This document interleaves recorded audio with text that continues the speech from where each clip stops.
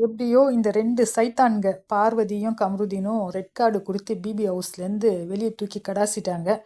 New year ஸ்டார்ட்டிங்கே ரொம்ப மங்களகரமா இருக்குது இதுங்க 2க்கும். இதுங்க ஃப்யூச்சர் எப்படி இருக்க போகுதுன்னு தெரியல.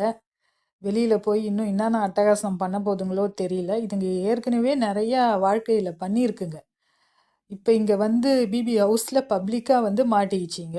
இதுங்க கேரக்டர்ஸ் இங்க மட்டும் கிடையாது. எங்க போனாலும் இதுங்கலாம் திருந்தாத ஜென்மங்க. இதுங்கலாம் திருந்தவே திருந்தாதுங்க.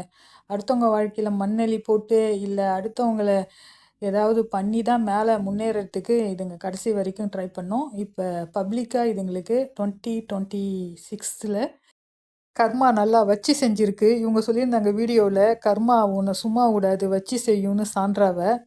லாஸ்ட்ல கர்மா இவங்களுக்கே ரிட்டர்ன் ஆயிடுச்சு. இதில் விஜய் டிவியும் அப்ரிஷியேட் பண்ணி தான் ஆகணும். பரவாயில்ல, விஜய் டிவி இந்த ஒரு வாட்டி கொஞ்சம் நல்லது செஞ்சுருக்குது பிபி ஹவுஸில். சில சமயத்தில் நல்லவங்களுக்கு ரெட் கார்டு கொடுத்து வெளியே அனுப்பியிருக்கு. இந்த 2 மூதேசிங்களை மட்டும் ரொம்ப நாளாக வச்சு இப்போ கடைசியில் தூக்கி எறிஞ்சிடுச்சு. ஆனால் பிபி ஹவுஸோடைய கான்ட்ராக்டு, அதாவது அக்ரிமெண்ட் என்னென்னா, இவங்களுக்கு எந்த ஒரு சேலரியுமே கிடைக்காது. இவ்வளோ நாள் இந்த வீட்டுக்குள்ளே இருந்து இவங்க போட்ட எஃபோர்ட் எல்லாமே ஜீரோ ஆயிடுச்சு.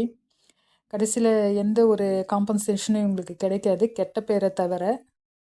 யாரெல்லாம் இப்போ தான் நியூ இயர் செலிப்ரேட் பண்ணுறதுக்கு ஸ்டார்ட் பண்ணியிருக்கிறீங்கன்னு எனக்கு இந்த கமெண்ட்டில் சொல்லுங்கள். இந்த ரெட் கார்டுக்கு பிறகு உண்மையாலுமே நியூ இயர் செலிப்ரேஷன்லாம் சில ஆடியன்ஸ் ஸ்டார்ட் பண்ணியிருப்பாங்க. அவங்க எல்லாருமே மறக்காமல் எனக்கு கமெண்ட் பண்ணுங்கள். இந்த வீடியோ உங்கள் எல்லாருக்குமே பிடிச்சிருக்கும்னு நினைக்கிறேன். பிடிச்சிருந்தா லைக் பண்ணுங்கள், சப்ஸ்கிரைப் பண்ணுங்கள். தேங்க்ஸ் ஃபார் வாட்சிங்.